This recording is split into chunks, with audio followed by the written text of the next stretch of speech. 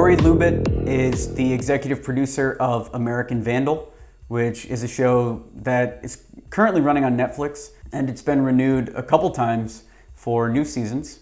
He's also a literary manager and a producer at 3 Arts Entertainment, which is one of the most prestigious management companies in the world.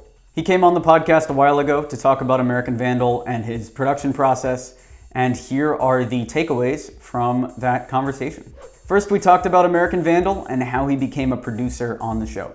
You know, the company that I work for, 3 Arts Entertainment, has a very big imprint in television and in feature films too. But, oftentimes we have a real deep creative relationship with the artists that we work with. The same thing with my client, who was a co-creator of the show. And we sort of talked for a long time about how we would present this to the marketplace. We were partnered up with Funny or Die. And when we partnered with them, they really helped us refine the pitch for the marketplace. We did that alongside with CBS. We put all those parties together, and then we went out to the marketplace and wound up selling it to Netflix. Then we dug into how the project actually came together. Well, originally it was a 1 or 2 page document outlined sort of the very nuts and bolts of what we were going to do. We had an idea in our mind of something like Election, where we said, okay, well, we want to do a TV series where we have some commentary. In Election, they were commenting on the political system, but the stakes were lowered in a sense because you're dealing with the ecosystem of a high school. So rooting it in there allowed us to really take it more seriously than we should, and then, making it funnier. So it was really about finding the Goldilocks stakes. That really unlocked the rest of the shaping of this pitch for us. Ari gave some advice on how to put yourself in the shoes of an executive.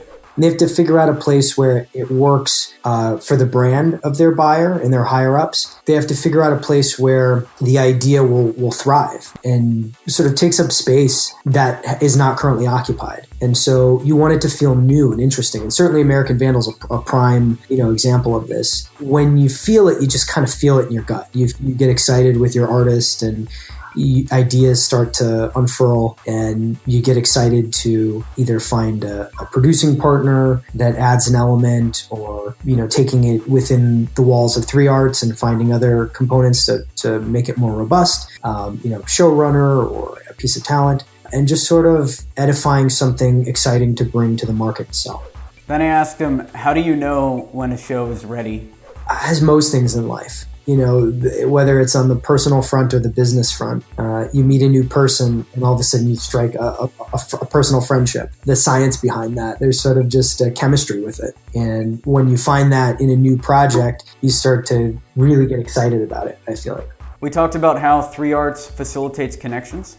It's within 3 Arts, it's a really open place. Never had an issue, going to my bosses, the partners at the company, or my other colleagues, asking them questions, asking them advice. I have 2 young creators. They had this really fun idea to make sort of like a stoner Narcos. We wound up approaching Glenn Houghton, and we wound up pitching it to him. And it was just like, all right, let's go over to the Always Sunny room. We'll catch Glenn 30, 40 minutes, and we'll pitch him the idea. And then externally, it's my job to continue to build relationships with all of the producers, studio executives, network executives, all those people, so that I can be as useful as possible to my artists. And then I asked him, when's the best time to drop a project? How do you know when to quit?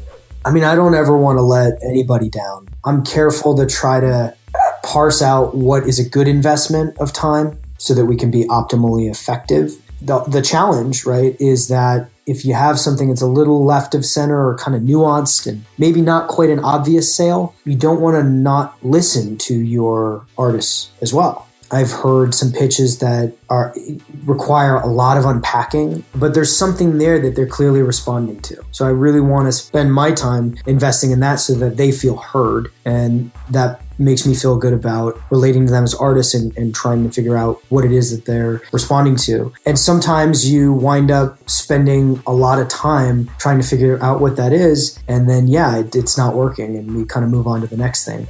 If you want to listen to the full episode, check out the Alex Berman podcast. We're on Spotify and iTunes. Subscribe for more videos like this. Give it a like. Give it a share. Give it a comment. And if you want free downloads, how to get better at your business, That's down in the description below. We have a ton of free resources. Thanks for watching.